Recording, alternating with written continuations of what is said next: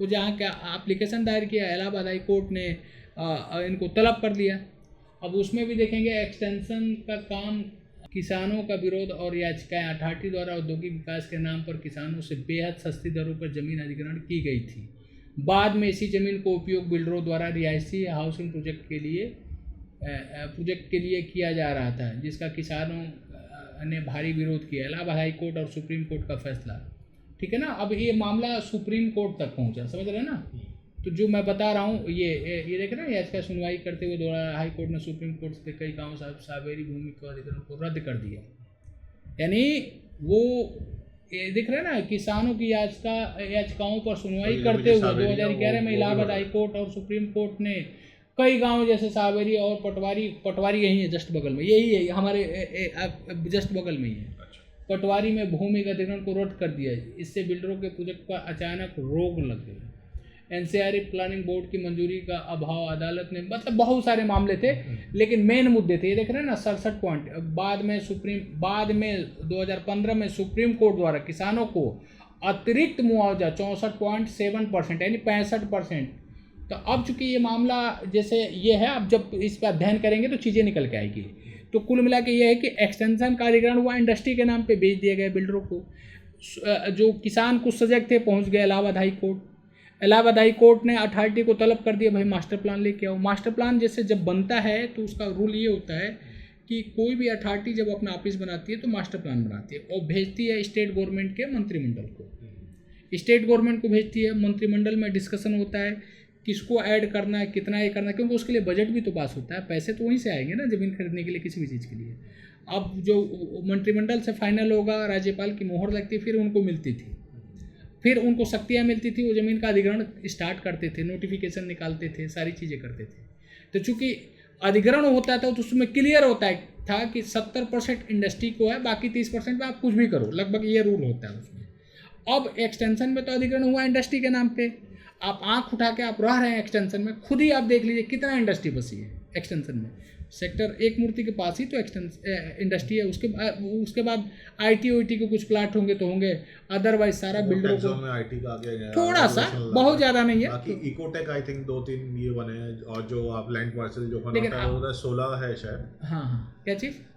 Ecotech 16 के नाम से जो, वो तो मिला ही नहीं, बात ही खत्म कर दीजिए उसको। अच्छा, तो इसलिए इकोटेक 16 नहीं डेवलप। इस तरह से तो आप देख ही रहे हैं, अगर इसमें जाएंगे प्लान में तो ये तो यहाँ तक है, ये तो ये चला गया एक क्या गंगा एक्सप्रेसवे के पास तक की ये इनकी प्लानिंग है।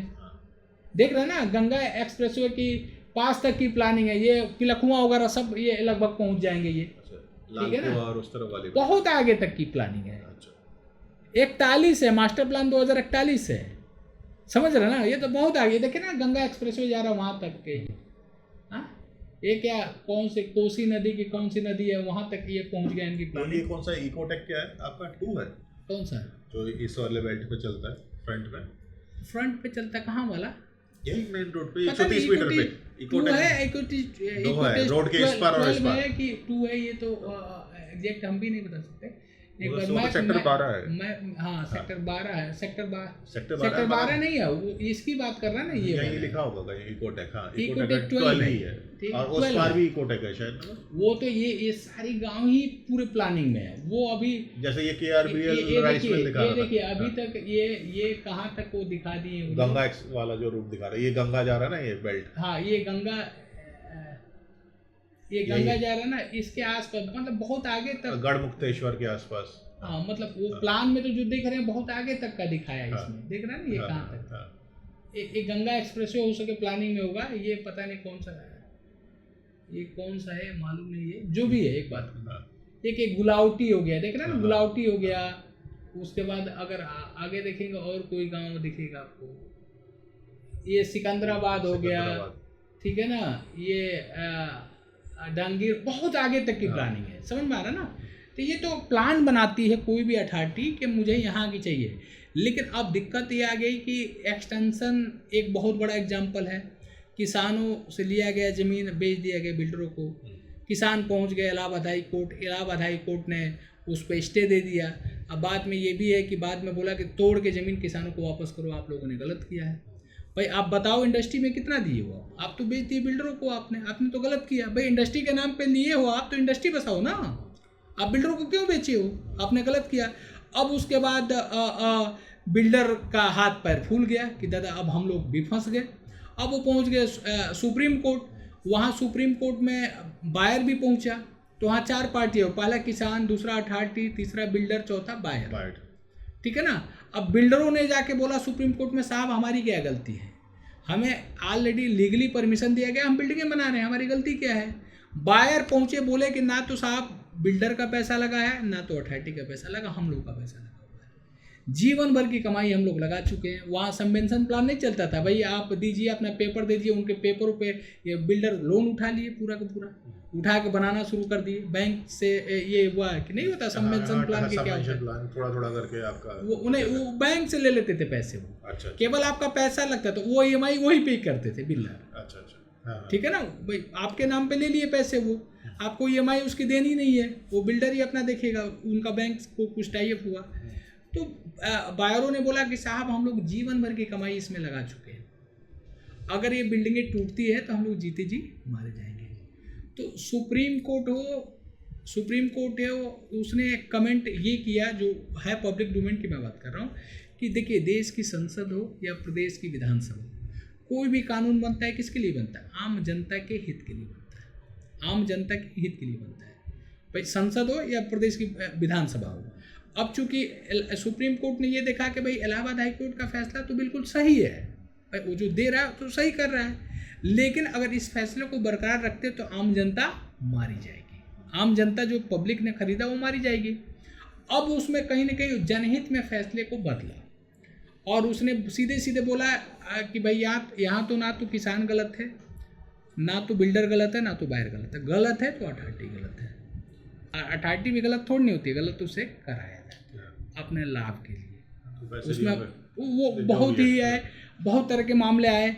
अथॉरिटी मतलब एक्सटेंशन में सबसे बड़ा गोल्डन चांस था कि जो कि बिल्डरों के लिए, यहाँ जितने भी बिल्डर, गौर को आप देख रहे हैं ना, बहुत बड़ा बिल्डर है, बहुत बड़ा एग्जांपल है, सुपरटेक, आम्रपाली बहुत बड़े बिल्डर है, लेकिन ये लोग निकले कहाँ से, इंदिरापुरम से निकले हैं। जाके देखिए कितने बड़े प्रोजेक्ट हैं इनके। दूसरा प्रोजेक्ट इन लोगों का क्रॉसिंग रिपब्लिक में, कोई ऐसा बिल्डर नहीं था कि 20 एकड़ 30 एकड़ वन टाइम पेमेंट देके खरीद ले जमीन। ये लोग 200-200 एकड़ खरीद लिए जमीन, कैसे खरीद लिए, गवर्नमेंट ने पॉलिसी ऐसी बनाई, किस आधार पे बनाई अब बोलने की ज़रूरत नहीं है। बोले कि आप 10% अभी पेमेंट दो, बाकी 10 साल में दो। आज भी बहुत सारे आप फ्लैटों में जाएंगे तो रजिस्ट्री नहीं है। अब चूंकि जो ज़मीन लिया गवर्नमेंट की तरफ से छूट मिल गई कि आप 10 साल में पेमेंट दो, और यहाँ क्या बोले, रोटी कपड़ा और मकान बनाए, बोले 25 लाख का फ्लैट है, आप एक काम करो 20 लाख दे दो, मतलब 20 लाख वन टाइम दे दो, 5 लाख का डिस्काउंट ले जाओ, यानी 20% का डिस्काउंट हो गया। लोगों ने पैसे उठा के डाले, वो पैसे इकट्ठा कर करके 10-10% दे के और ज़मीनें एक्वायर करते चले गए। गैलेक्सी को आप देख रहे हैं, गैलेक्सी बिल्डर थोड़ा नहीं था, गौर का फाइनेंसर था। बिल्डरों ने क्या किया, ब्याज पे उठाया, इधर उधर से पैसे उठा के 10-10% दे के ज़मीनें लेते चले गए। अब चूंकि गवर्नमेंट की तरफ से पॉलिसी बनी थी कि 10 साल में आप पेमेंट करो, यानी अभी 10% दे दो, बाकी 9 साल में पेमेंट दो आप। और यहाँ बायरों से मुश्किल से 2 साल 3 साल 4 साल में पूरा पैसे ले लिए। अब वो पैसे लेके वो आगे ज़मीनें खरीदते चले गए। अथॉरिटी का पैसा क्यों देंगे वो भाई, वो 9 साल में देना है तभी क्यों देंगे। और जब अथॉरिटी का पैसा मिलेगा नहीं तो अथॉरिटी OC/CC नहीं देगा तो रजिस्ट्री नहीं होगी। अब यहाँ बायर बोलते थे भाई हमारा रजिस्ट्री करो, हमारा रजिस्ट्री, क्यों रजिस्ट्री करेगा भाई, क्यों देगा वो पैसा। उस पैसे को यूज किया ना 10 टाइम, एक साल में एक व्यापारी अगर कोई सामान व्यापार करता है तो एक साल में वो अगर अच्छा व्यापारी है तो 4-4 बार रोटेट कर लेता है। बोलता हम 2% कमाएंगे, लेकिन 10 बार रोटेट करेंगे तो उसका परसेंटेज कितना चला जाएगा, 20% पहुंच जाएगा।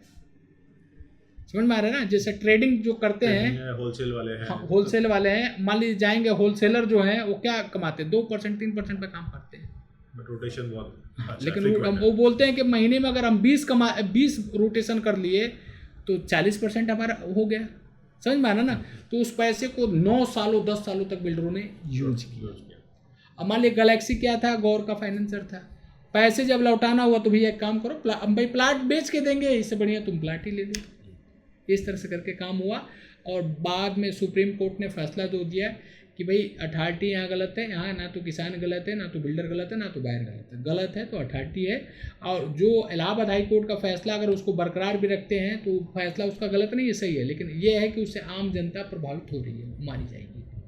तो इसलिए अथॉरिटी ने क्या किया, किसानों का भी सुप्रीम कोर्ट ने क्या किया, किसानों का भी हित सुरक्षित किया कि जो आपने किसानों को पैसा आपने दिया उसका 65% और दो, देख रहे हैं ना इसमें लिखा, वो देखा 64.7। हाँ वही 64 का 65 हम बोलते हैं, 65% और दो। और जो किसानों को बसने के लिए आप जमीन देते हो 6% देते हो, उसको 10% दो। इस पे फैसला हुआ, फिर एक्सटेंशन का काम स्टार्ट हुआ। तो ये सब सारे मामले चलते रहे। फिर एक भट्टा परसौल का नाम सुने होंगे, कांड भट्टा परसौल कांड।